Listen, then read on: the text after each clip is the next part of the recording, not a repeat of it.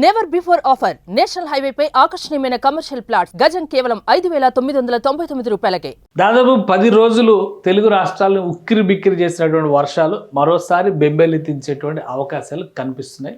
బంగాళాఖాతంలో వాయుగుండం ఏర్పడుతుందనేటువంటి సంకేతాలను వాతావరణ శాఖ హెచ్చరికల రూపంలో జారీ చేసింది. వచ్చేటువంటి 48 గంటల్లో ఈ పరిణామాలు ఏ విధంగా ఉండబోతే దానికి సంబంధించినటువంటి సమాచారాన్ని ఒకసారి విశ్లేషించే ప్రయత్నం చేయాలి. ఇది భారత ప్రభుత్వం మంత్రిత్వ శాఖ రిలీజ్ చేసినటువంటి వాతావరణ శాఖ రిలీజ్ చేసినటువంటి రిపోర్ట్. ఇది ఫ్రెష్లో తెలుగులోనే చూద్దాం. మనం ఇక్కడ ఉంది వాయువ్య బంగాళాఖాతం మరియు ఒడిశా పశ్చిమ బెంగాల్ తీర ప్రాంతాల్లో ఆగస్టు 25 నాటికి కొత్త అల్పపీడనం ఏర్పడేటువంటి అవకాశం ఉంది. అంటే ఫస్ట్ అల్పపీడనం ఏర్పడడం అనేది ఒక సంకేతం, దాని తర్వాత అది వాయుగుండంగా మారుతుంది. సో జనరల్గా జరిగేటువంటి ప్రాసెస్ ఇది.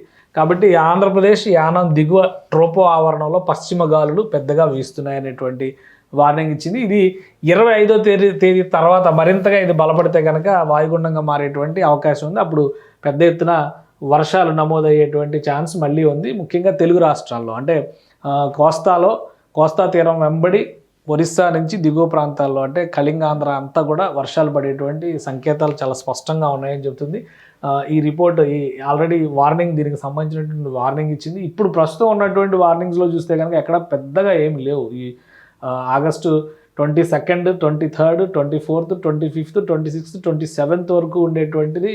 లైటర్ రెయిన్స్ అయితే 24th, 25th వరకు కనిపిస్తుంది. ఆ తర్వాత హెవీ రెయిన్స్ కనబడేటువంటి సంకేతాలు చాలా స్పష్టంగా ఉన్నాయి. కాబట్టి అంటే ఈ 2-3 రోజుల్లో బలపడుతుంది. ఇక్కడ ఏర్పడినటువంటి అల్పపీడనం బలపడేటువంటి అవకాశం ఉంది. అప్పటి వరకు కేవలం thunder storms, lightning, squall etcetera లాంటివి మాత్రమే ఉంటాయి. కానీ 25, 26 తారీఖుల నుంచి అంటే 26 నుంచి హెవీ రెయిన్, థండర్ స్టార్మ్స్, అలానే 26, 27 తేదీల్లో భారీ వర్షాలకి సంకేతాలు చాలా స్పష్టంగా కనిపిస్తున్నాయి. ఇది ఆ రాయలసీమలో అయితే రెయిన్ ఉండేటువంటి అవకాశాలు లేవు. కానీ ఇది పూర్తిగా ఉత్తర కోస్తా అంటే కోస్తా ఆంధ్ర మొత్తంలో కూడా ఉన్నటువంటి వాతావరణం. అలానే తెలుగు రాష్ట్రాలు ముఖ్యంగా ఇటు ఖమ్మం సరిహద్దుల ప్రాంతాల్లో కూడా పెద్దగా వర్షం పడేటువంటి అవకాశం ఉంటే ఇప్పుడు ప్రజెంట్ చూపిస్తున్నటువంటి రాడార్ మ్యాప్స్ ప్రకారం చూస్తే కనుక ఇది స్థితిగతులు ఇక్కడ ఇలా కనిపిస్తున్నాయి.